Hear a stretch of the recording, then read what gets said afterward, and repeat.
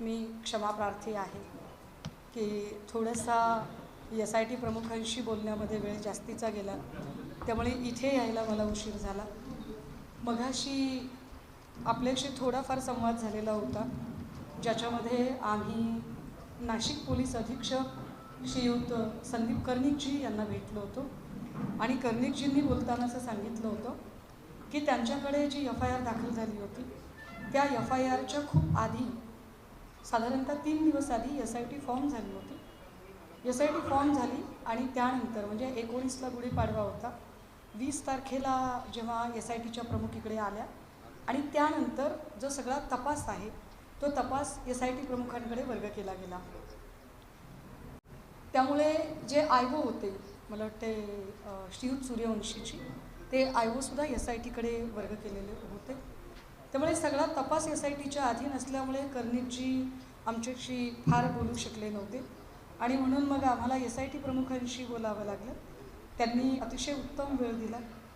त्यातल्या ज्या काही तपशिलातल्या गोष्टी आहेत त्या कदाचित मी आपल्यासोबत अजिबातच शेअर करू शकणार नाही, कारण हा सगळा महिलांच्या डिग्निटीचा प्रश्न आहे, त्यामुळे त्यावर मी अजिबात भाष्य करणार नाही। फक्त आम्ही SITकडे काय मागणी केली आणि आमच्या SITला भेटण्याचा उद्देश काय होता त्याच्यावर फक्त मी आत्ता फोकस करेन की ही गोष्ट का झाली नाही आणि ती करणं अपेक्षित होतं। तत्पूर्वी मी अजून एक गोष्ट सांगितली पाहिजे की मागच्या 2 दिवसांपासून एक साप समजून भुई आपटण्याचं काम सुरू झालं आणि ज्यात असं सांगितलं गेलं की ठाकरेंच्या काळात शिवनिका ट्रस्टला पाणी दिलं गेलं। खरंच ठाकरेंच्या काळात शिवनिका ट्रस्टला पाणी दिलं गेलं का? काय नेमकं काय घडलं होतं तर आपल्या सगळ्यांना सांगितलं पाहिजे। तो GR मी आपल्याला सॉफ्ट कॉपी द्यायला तयार आहे। 2020ला मिरगावच्या सगळ्या ग्रामस्थांनी ग्रामसभेचा एक ठराव केला। आता हा ग्रामसभेचा ठराव जोडलेला होता, लक्षात घ्या, पिण्याचं पाणी देणं ही माणुसकी आहे। म्हणजे एखादा कैदी 302चा आरोपी आहे, तो जेलमध्ये गेला आणि त्याला तहान लागली तर जेलरसुद्धा त्याला पाणी दिलं। जेलरने कैद्याला पाणी दिलं म्हणजे कैद्याच्या गुन्ह्यामध्ये जेलर सहभागी आहे असं होत नाही। इथे तर पाणी खरातला दिलंच नव्हतं। ग्रामसभेचा ठराव होता आणि ग्रामसभेच्या ठरावाला अनुसरून पाणी द्यायचं ठरलं। किती पाणी? प्रतिदिन प्रति व्यक्ती 30 लिटर क्षमतेने पाणी द्यायचं होतं। याला शिफारस कोणी केली? अर्थात तिरुपती चाकणकरांनी केली। प्रतिदिन प्रति व्यक्ती 30 लिटर क्षमतेने पाणी द्यायचं ठरलं आणि हे पाणी एकूण गावची लोकसंख्या किती आहे त्याचा अंदाज घेऊन रोज किती पाणी लागेल एवढ्या क्षमतेचा जलकुंभ उभारला गेला। आता हा जलकुंभ उभारताना पाणी मागितलंय मिरगावच्या ग्रामस्थांनी म्हटल्यावर तत्कालीन जलसंपदा मंत्री सन्माननीय जयंतरावजी पाटील, ज्यांच्याकडे हे खातं होतं, कारण हा विषय मुख्यमंत्र्यांकडे येत नाही, मुख्यमंत्री पदावरती उद्धव साहेब होते, तत्कालीन जलसंपदा मंत्री जयंतरावजी पाटील साहेब यांच्या मंत्रिमंडळाच्या उपविभागीय समितीकडे त्यांच्याकडनं GR पारित झाला। GR मी आपल्याला द्यायला तयार आहे। आता त्यानंतर त्या पाण्याचं युटिलायझेशन, त्याची उपयोगिता काय होते हा नंतरचा भाग आहे। त्यानंतर जर ते पाणी शिवनिका ट्रस्टकडे जर त्याची पाईपलाईन वळवली असेल तर त्याला दुसरं कोणी कसं काय जबाबदार राहील बरं? हा एक मुद्दा। पण तरीसुद्धा 2 दिवस जेवढा काही सत्ताधारी, त्यांचे लावारिस भक्त, त्यांचे काही पोपटपंची करणारे प्रवक्ते, त्यांचे काही बोलघेवडे, अशा सगळ्यांनी एक प्रोपोगंडा करायला सुरुवात केली आणि मग हा प्रोपोगंडा करताना मी जरा अजून उत्खनन करायचं ठरवलं की चला कोणी कोणी दिलं असेल बरं या सगळ्यांमध्ये काय काय, आणि मग लक्षात आलं की जयकुमार रावलांनी तर खूपच मोठा निधी दिला बाबा। जयकुमार रावल कुणाचे, कुणाच्या अंगाखांद्यावर खेळले जयकुमार रावल एकदा कळलं पाहिजे।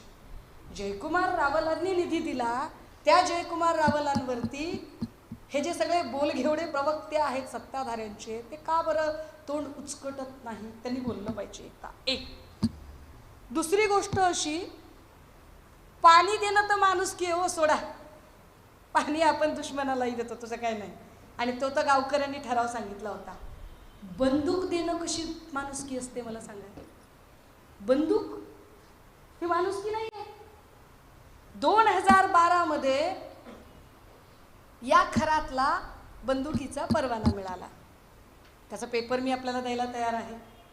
2012ला बंदुकीचा परवाना दिला तेव्हा उद्धव साहेब नव्हते सत्तेत, साहेब अजिबात नव्हते. 2012ला कोण होते? आय थिंक अशोकरावजी होते, जे आता भाजपकडे आहेत, भाजपच्या अंगाखांद्यावर खेळत आहेत. हे जरा नोट केलं पाहिजे. कारण तुम्ही कारण नसताना जर तुम्ही अशा पद्धतीने ॲलिगेशन कराल तर आम्हाला पाळमुळं आम्हालाही खणून काढता येतात. मीच कसा हुशार असं प्रत्येक वेळेला चाणक्यांनी सांगायची गरज नाही.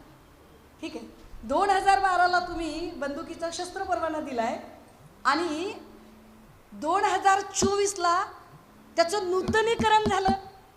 आता हे 2024ला जे नूतनीकरण झालं, 24ला गृहमंत्री कोण? फडणवीस. 24ला मुख्यमंत्री कोण? श्रीयुत फडणवीस. मग फडणवीस साहेब जे म्हणतायत की मला खूप बोलता येतं, मला बोलायला लावू नका, ऑन फ्लोअर सांगतायत की कोणी पाणी दिलं, 40 किलोमीटरची पाईपलाईन.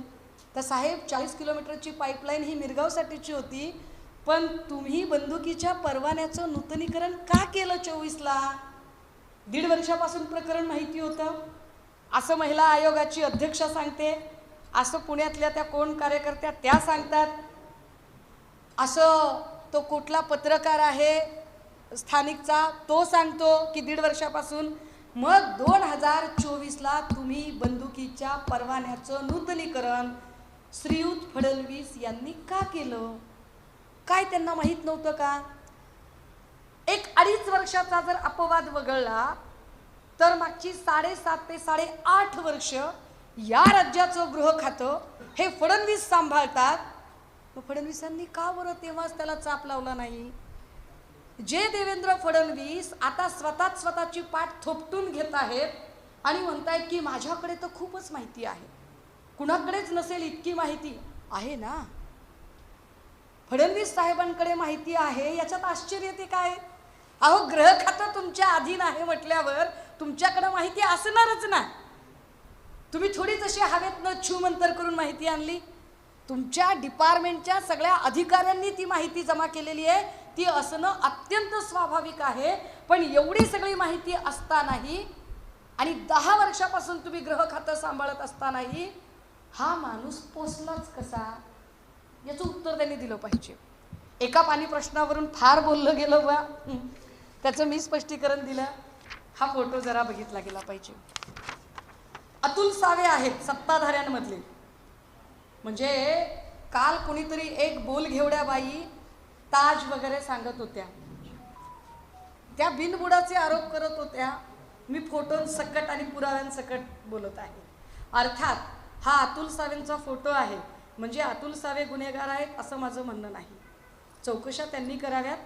पण कुणी पोसला, हा भस्मासूर कुणी पोसला, कुणी पैसा अडका दिला, तर त्यांची नावं जरा उघड झाली पाहिजे. हे एक गृहस्थ आहेत, अत्यंत सज्जन आहेत, तुमच्या नाशिकचे आहेत, हेमंत गोडसेची. लोकसभेची उमेदवारी मिळावी वगैरे म्हणून खूप यांचे पूजा अर्चा सगळं काही. हेमंत गोडसे एवढ्यावरती, म्हणजे हा एक फोटो आहे म्हणून का? कसला फोटो आहे हा? समोर नारळ दिसतोय, हा भूमिपूजनाचा फोटो आहे आणि हेमंत गोडसे उभे आहेत. आता या भूमिपूजनाचे पूजा कोण करत आहे? हे हेमंत गोडसे. परत एक फोटो, मागे भूमिपूजन समारंभाचं बॅनर अस्पष्ट दिसतोय, सॉफ्ट कॉपी मी द्यायला तयार आहे. आणि हे भूमिपूजन MIDCच्या शी संबंधित आहे. यातल्या सगळ्या ज्या व्यक्ती आहेत त्या सिन्नर MIDC मधल्या आहेत. हा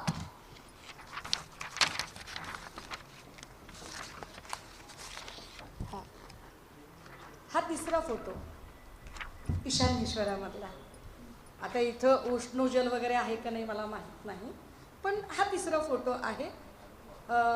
ज्या तळघरामध्ये हेमंत गोडसे आहेत, सगळ्या बोलघेवड्या जेवढ्या प्रवक्त्या आहेत ना, सगळे जेवढे बोलघेवडे आहेत यांनी याची उत्तरं आता दिली पाहिजे. मी म्हटलं होतं कालच की मला संशोधन करायला लावू नका. मी अजून संशोधन करेल आणि अजून मुळात जाईल, कारण मी हे फक्त नाशिकचं संशोधन केलंय. अजून मला त्या बाईंचं संशोधन करणं बाकी आहे. हा ईशान्येश्वरमधला फोटो, एवढ्या फोटोवर थांबत नाही प्रकरण. भूमिपूजन चालू आहे MIDCतलं. पुजारी म्हणून खरात आहे, बाजूला गोडसे आहेत. एवढे सगळे फोटो तुम्ही दाखवा. असा एखादा फोटो ताजमध्ये बसल्याचा. आरोप करताना तुम्ही माझ्या नेत्यावर, माझ्या नेत्याबद्दलची गॅरंटी मी देते. हे काय आहे, यांना तुम्ही कसं डिफेंड करणार आहात, यांना तुम्ही कसं प्रोटेक्ट करणार आहात ते सांगा. यांना प्रोटेक्ट करण्याची गरज आहे. हा एक चौथा फोटो. हे सगळे लोक MIDCचे आहेत. याच्यामधली मधली माणसं जरा लक्षात ठेवा. यांच्याबद्दलचे इनपुट मी आत्ता SITला दिलेत, माझ्याकडचे असणारे. चाकणकर दिसत आहेत. काय म्हणाल्या या चाकणकर बाई? या असं म्हणाल्या की मला त्यांच्या व्यक्तिगत गोष्टींशी गरज नाही, मी सामाजिक उपक्रमांसाठी भेटत होते. ह्या जर सामाजिक उपक्रमांसाठी भेटत होत्या तर मला कळत नाही आहे. स्टाफ सगळा MIDCचा आहे, सोबत आहेत केसरकर. केसरकरांची चौकशी व्हावी अशी मागणी आज मी SITकडे केली आहे. केसरकरांची चौकशी व्हावी यासाठीचं पत्र मी दिले. मी का पत्र दिलंय त्याचं कारण मी सांगितलं पाहिजे. माणसं सगळी MIDCची आहेत. केसरकरांकडे खातं होतं, शिक्षण खातं. शालेय शिक्षण खात्याचा माणूस MIDCच्या स्टाफ सोबत काय करतोय? शाळा बांधायची होती MIDCमध्ये, काय करायचं होतं नेमकं? बरं, MIDC आणि शालेय शिक्षण याच्याशी चाकणकरांचा काय संबंध आहे? चाकणकर काय करत होत्या इथे? बरं, चाकणकर या एका फोटोत दिसतात का? नाही. खजाना आहे आपल्याकडे, खजाना. काल एक वाक्य बोलून फसलाय तुम्ही. हे केसरकर. मागचा बॅनर बघा. मागचा बॅनर आहे सिन्नर तालुका औद्योगिक सहकारी वसाहत मर्यादित सिन्नर, MIDCचा बॅनर आहे. काय करतायत शालेय शिक्षण मंत्री इथे? कशासाठी आहेत हे? आणि बाजूला चाकणकरांचा सत्कार का चाललाय? मंत्री शांत उभा आहे, कॅबिनेट मिनिस्टर शांत आहे, आणि स्वयंघोषित राज्यमंत्री पदाचा दर्जा लावणाऱ्या बाईंचा सत्कार होतोय, आणि बाजूला खरात आहे. ये रिश्ता क्या कहलाता है? एकदा केसरकरच्या बोलघेवड्या प्रवक्त्यांनी मला सांगितलं पाहिजे. याची उत्तरच दिली पाहिजेत यांनी आता, की हे काय आहे नेमकं, हे कशासाठी चाललेलं होतं. बरं, हे कुठे कुठे आहेत बघा. म्हणजे चाकणकरबाई म्हटलं की मला काहीच माहित नाही.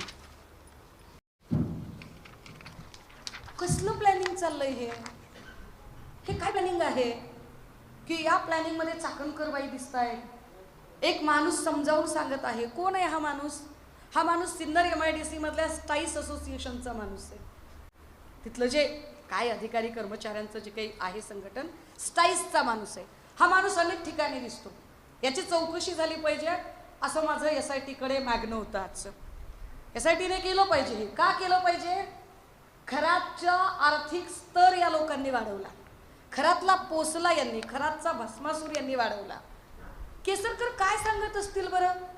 केसरकर एखादी शाळा उभी करायला सांगतायत का खरातला? केसरकर MIDC मध्ये एखादा मराठी शाळा कशा वाचतील यावर बोलतायत का? केसरकर मराठी गोरगरीब लेकरांना पुस्तकं कशी मिळतील यावरचा प्रोजेक्ट स्टाईसच्या माणसाला समजावत आहेत का? आणि केसरकरच्या बाजूला बसून चाकणकर नेमक्या काय करत आहेत?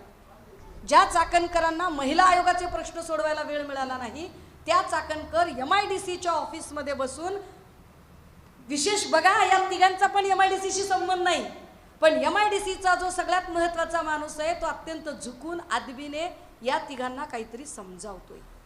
काय समजावतोय? केसरकरच्या प्रवक्त्यांनी सांगितलं पाहिजे. एवढ्यावर कुठं प्रकरण थांबतंय साहेब? MIDCचे सगळे अधिकारी आहेत आणि सगळ्या अधिकाऱ्यांमध्ये पुन्हा एकदा चाकणकर आहेत. चाकणकर MIDCच्या चेअरमन होत्या की महिला आयोगाच्या? MIDC मध्ये चाकणकर काय करतात आणि MIDC मध्ये शालेय शिक्षण मंत्री काय करतोय? कशासाठी आले होते हे इकडे? म्हणजे ज्या बाईंना फार काल खुमखुमी होती ट्विट करण्याची, त्या बाईंनी आता याची उत्तर दिली पाहिजेत की केसरकर याच्यात काय करतायत? कोल्हे बिले सापडले म्हणे बाबा तिकडे, कोल्ह्याचे कानबिन सापडले म्हणे. काय कुणी लोक कोल्ह्याचं रक्त बिक्त लावून पूजा करत नव्हतं ना?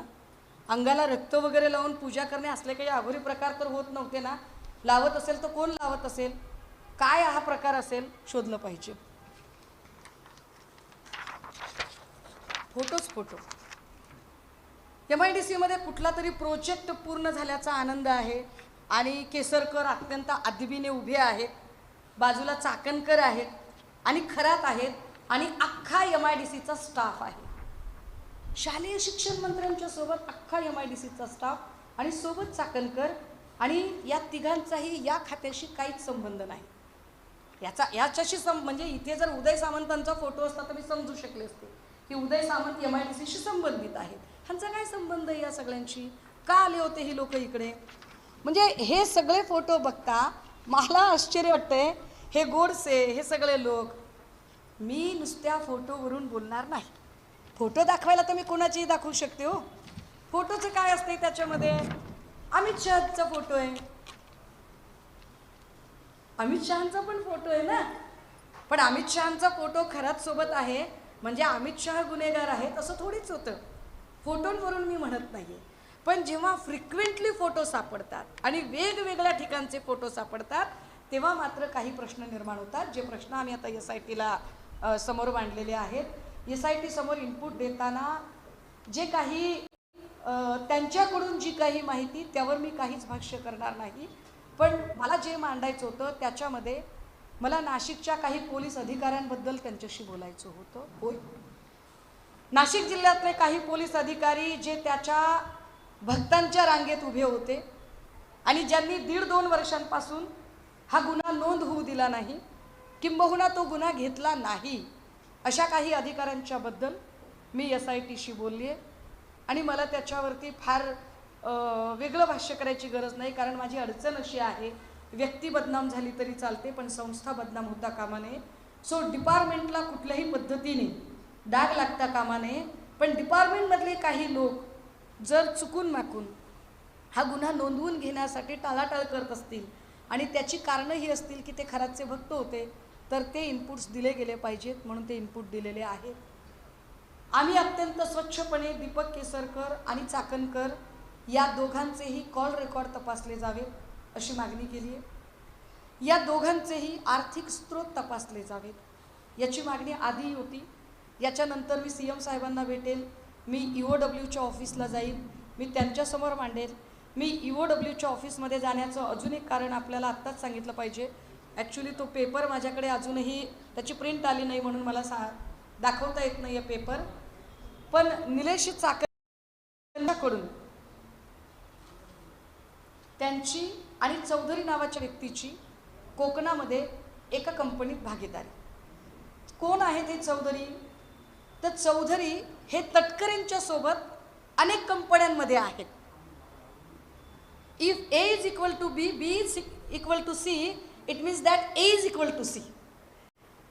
तटकरेंच्या अनेक व्यवहारांमध्ये जर चौधरी आहेत आणि चौधरीच्या सोबत चाकणकरची भागीदारी आहे, काय संबंध आहे?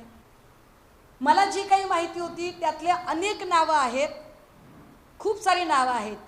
म्हणजे दीपक लोंढेला ताब्यात घेतला असेल, पण दीपक लोंढे असेल, उदय सांगले असेल, कितीतरी नावं आहेत अशी की ज्या नावांचा मला वाटतं की या लोकांची चौकशी झाली पाहिजे.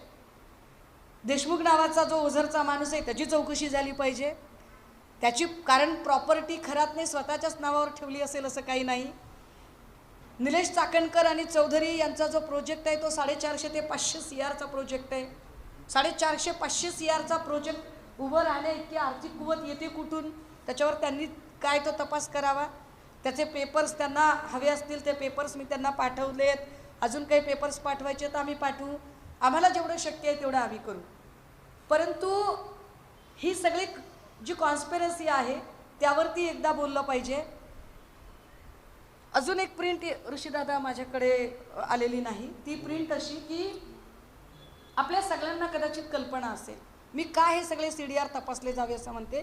त्याचं कारण म्हणून एक घटना सांगते. अनु मलिक हे संगीतकार आहेत.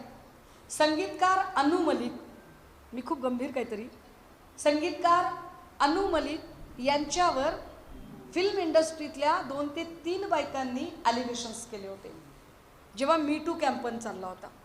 आणि या मी टू कॅम्पेनच्या अंतर्गत ज्या 3 बायकांनी त्यांचे काय हॅरॅसमेंट असेल, जे काही गोष्टी असतील त्याच्या संबंधाने जे ॲलिगेशन्स केले होते त्याची कंप्लेन ही चाकणकरांकडे आली होती आणि चाकणकरांनी त्या प्रकरणामध्ये अनु मलिक यांना क्लीन चिट दिली.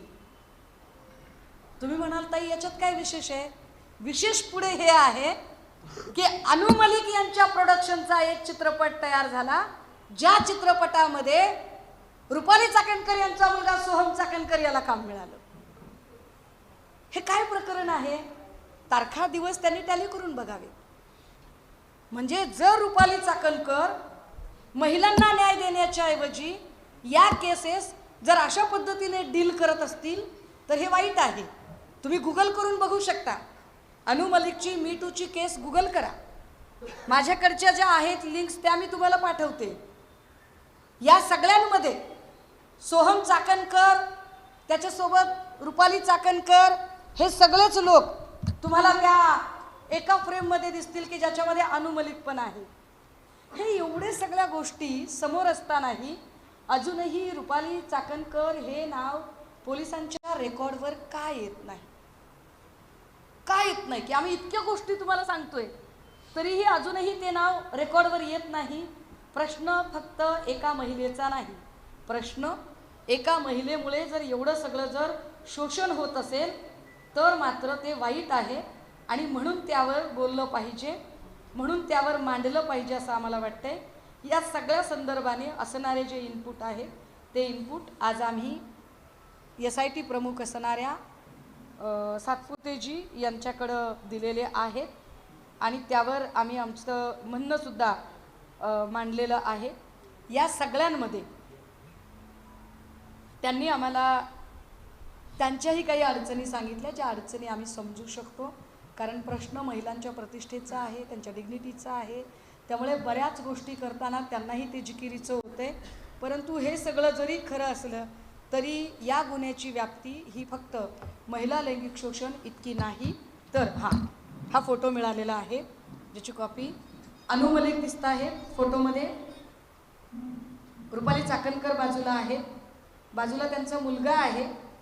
ही सगळी माणसं एका फ्रेममध्ये आहेत. हे फार विशेष आहे, हे गंभीर आहे की ज्या माणसावर मी टू कॅम्पेन अंतर्गत एवढे गंभीर ॲलिगेशन्स झालेले होते, आरोप झालेले होते, त्या माणसाला क्लीन चिट चाकणकर देतात आणि चाकणकरांचा मुलगा त्याच्या फिल्ममध्ये असतो. काल ज्या बाईंनी मातोश्रीवर शिंतोडे उडवायचा प्रयत्न केला, मी त्यांचंही पद्धतीने करेन, खूप खोलवर करेन.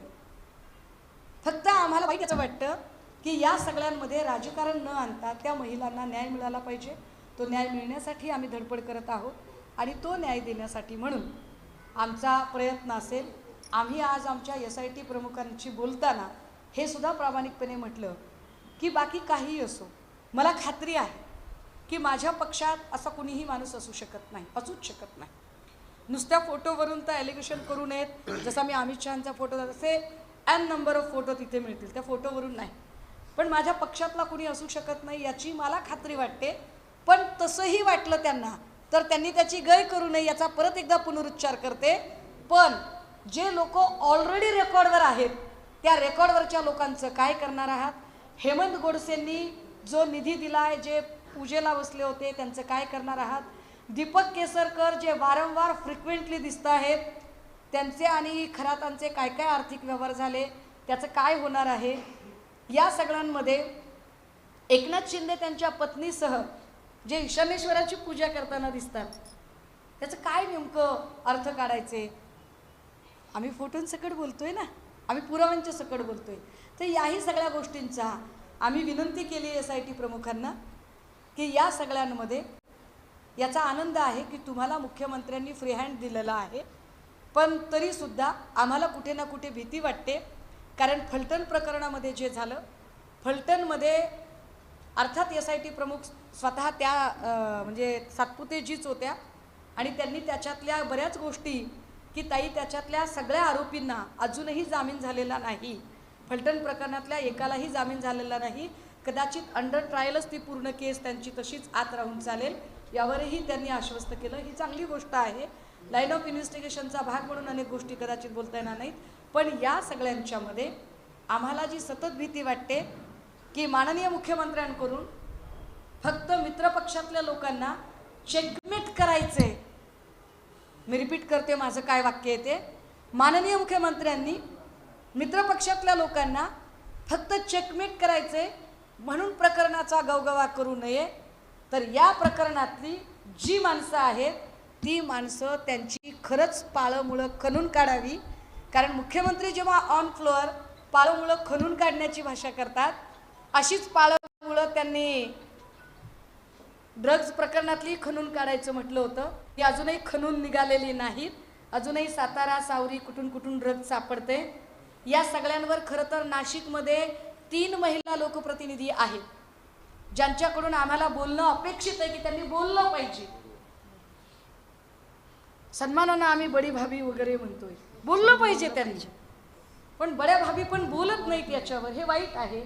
जर महिलांच्या डिग्निटीचा प्रश्न आहे तर महिला लोकप्रतिनिधींनी सुद्धा बोललं पाहिजे, ही अपेक्षा आहे. आणि हीच सगळी मांडणी आपल्यासोबत मला शेअर करायची होती. थँक्यू. तुम्ही विचारू शकता.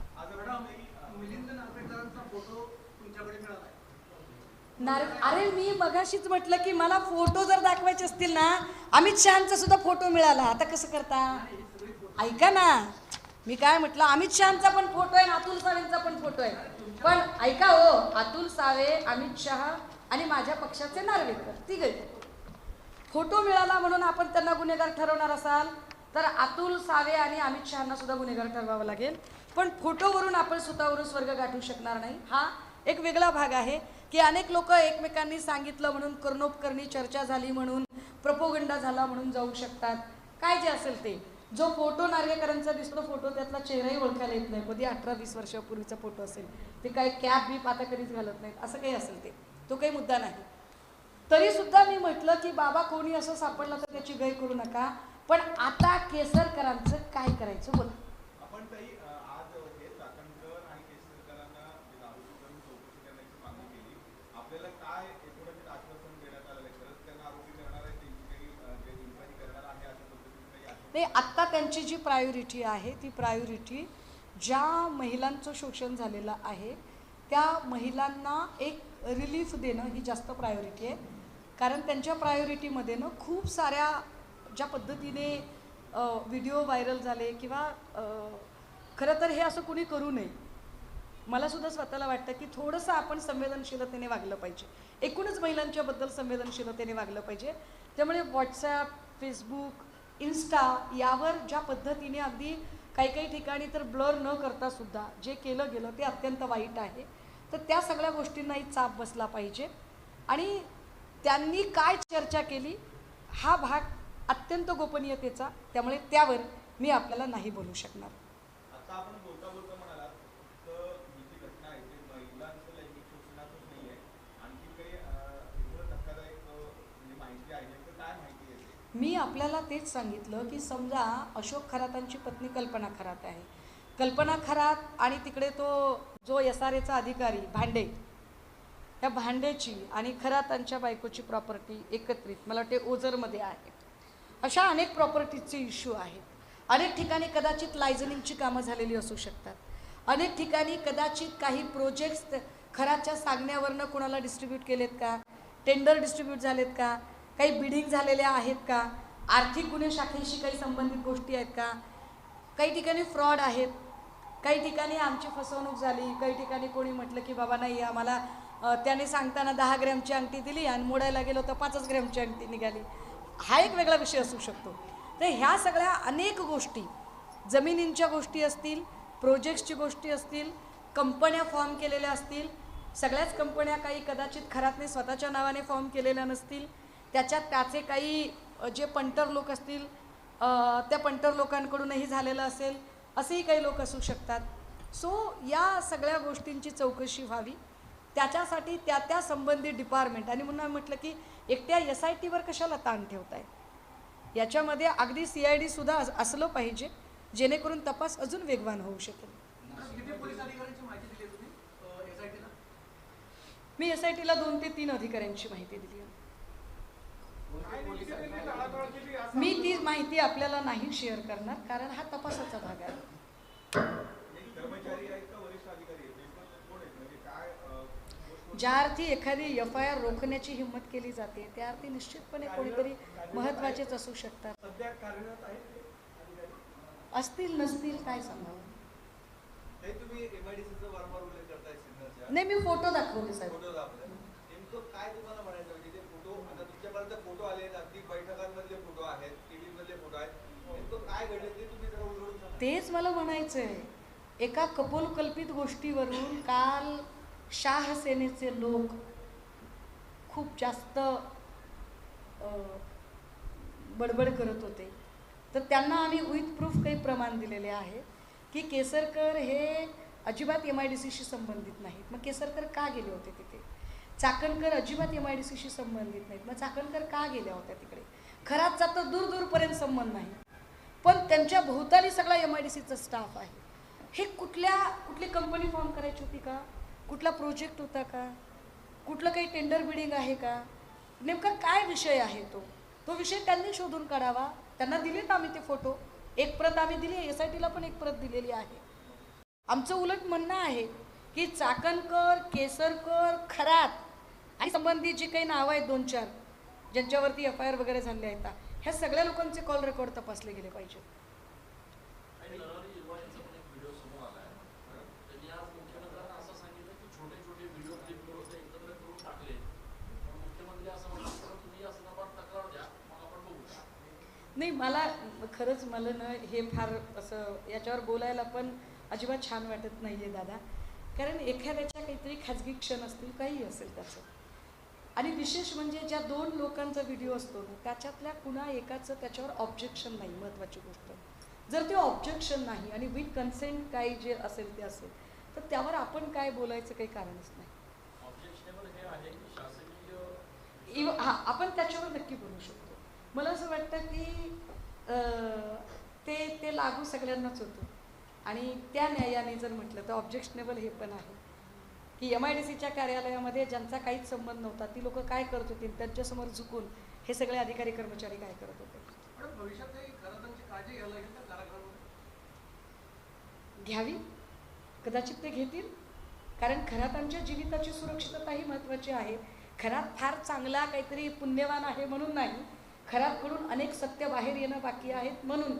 आणि म्हणून मगाशी मी जे वाक्य वापरलं की फक्त मित्रपक्षांना चेकमेट करण्यापुरती याची व्याप्ती असू नये, तर लॉजिकल एंडला प्रकरण जावं यासाठी गृहमंत्र्यांनी मनापासून प्रयत्न करावे. काही याआधी पण अनेक म्हणजे आता हे एक प्रकरण आहे, परंतु याआधी असंख्य वेगवेगळ्या घटना होत्या की ज्यामध्ये सुरुवातीला एक तपास एका दिशेने जातो. आता पण तुमचा तपासावर विश्वास आहे असं तुमच्या बोलण्यावरनं जाणवतं आहे. पण जे आरोप प्रत्यारोप होते म्हणजे काल कुठल्या तरी एका पक्षाच्या कोणीतरी ट्विट केलं म्हणून आज तुम्ही हे फोटो दाखवतात, असे आरोप प्रत्यारोप मूळ जो विषय आहे तो कुठेतरी भरकटला असं अजिबातच नाही. मी कुठलाच मूळ विषय भरकटवत नाही आहे. मी मूळ विषयावरच बोलते. मी पुन्हा एकाच गोष्टीवर कॉन्सन्ट्रेट करते की खरातांचा ज्या लोकांशी संबंध आहे त्यांचे CDR तपासले जावे. मी कालचा संदर्भ फक्त एवढ्यासाठी दिला की काल एका कपोलकल्पित गोष्टीवर चर्चा झाली. आज मी सप्रमाण चर्चा करत आहे आणि त्यावर चर्चा होणं जास्त गरजेचं आहे. ती चर्चा व्हावी. बंदुकीच्या परवान्याचं नूतनीकरण हे फडणवीस गृहमंत्री असताना झाले. 2024चं नूतनीकरण आहे. त्याच्या बातम्या वर्तमानपत्रात आल्या आहेत. मग 2024ला नूतनीकरण का दिलं गेलं? तुम्ही 6 वर्षापूर्वीच्या जर पाणी लाईनवर बोलताय तर पाणी लाईन तर सोडा, तर ग्रामसभेचा ठराव. पण बंदूक का बरं? बंदुकीचा परवाना का फडणवीसांच्या काळात झाला?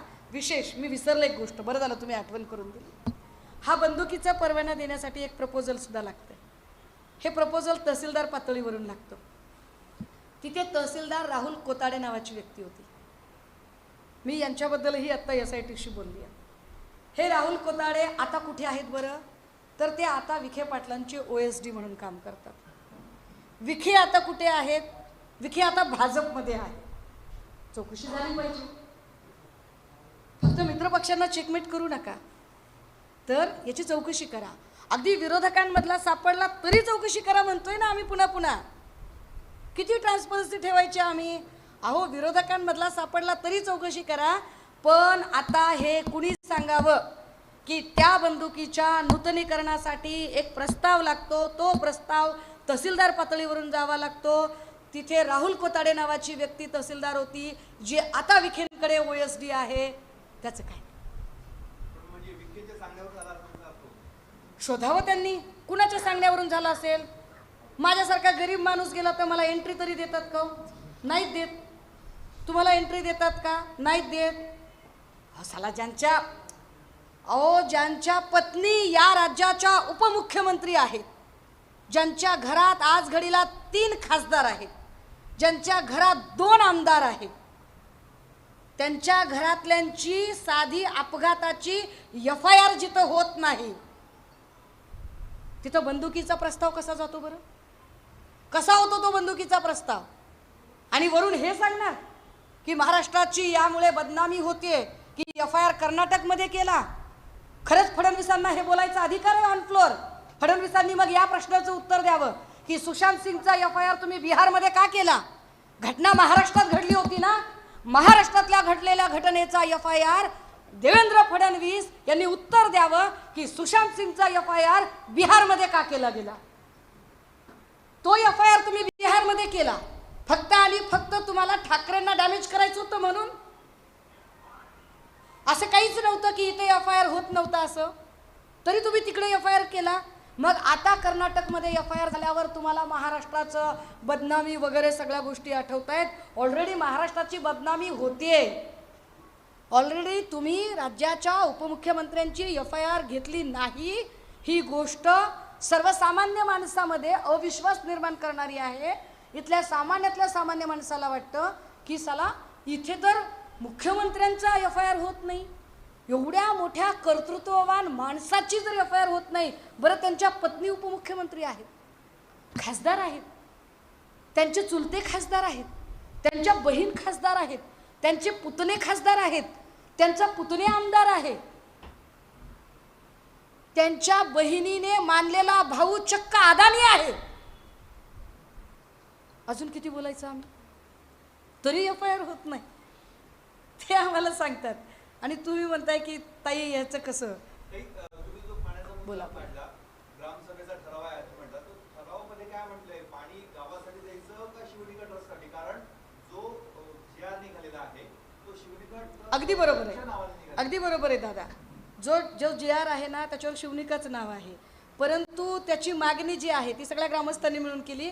कारण ग्रामस्थ म्हटले की सगळीकडनं लोक इथं येतात, त्यामुळे लोकांना प्यायला पाणी लागते. आमच्या गावचा प्रश्न आहे, प्रतिष्ठेचा प्रश्न आहे. आणि शिफारस करणाऱ्या चाकणकरबाई होत्या. चाकणकरबाई तेव्हा एकत्रित असणाऱ्या राष्ट्रवादीत होत्या. एकत्रित असणाऱ्या राष्ट्रवादीकडे जलसंपदा खातं होतं. काय प्रश्न विचारायचे ते विचारा. मी कशाला आरोप करू? मी फक्त फोटो दाखवले. कुठल्या? अहो हे आत्ताचे, अहो राजे हे आत्ताचे. हो लोकसभेचं तिकीट मिळत नव्हतं तेव्हाच आहे. लोकसभेचं तिकीट मिळण्यासाठी जेव्हा गोडसे गाड्या भरूभरू तिकडे गेले होते शक्ती प्रदर्शन करत, किती वाईट आहे गोष्ट ही की स्वतःच्या त्या काळातले, अहो त्या काळातले फोटो आहेत, तपासून बघा, तपासून बघा ना.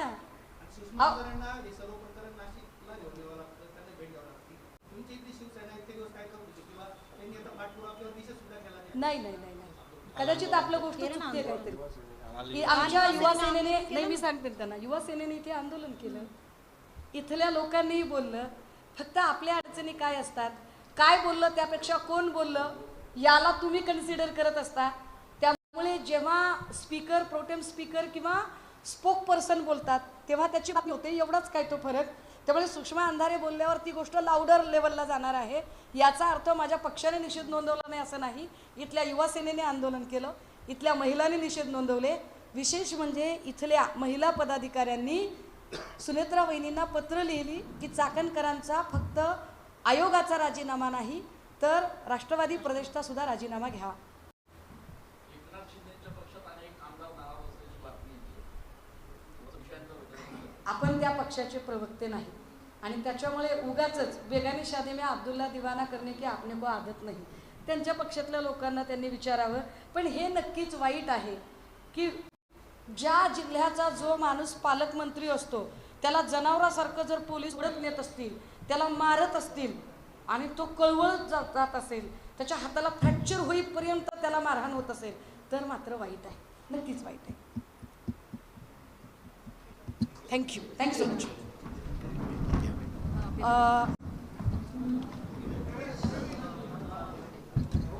ऐका, इकडे पक्षाचा बॅनर असल्यामुळे रुपाली ठोंबरे आणि त्या इकडे आलेल्या नाही, त्या खाली आलेल्या आहेत आणि त्या आपल्याशी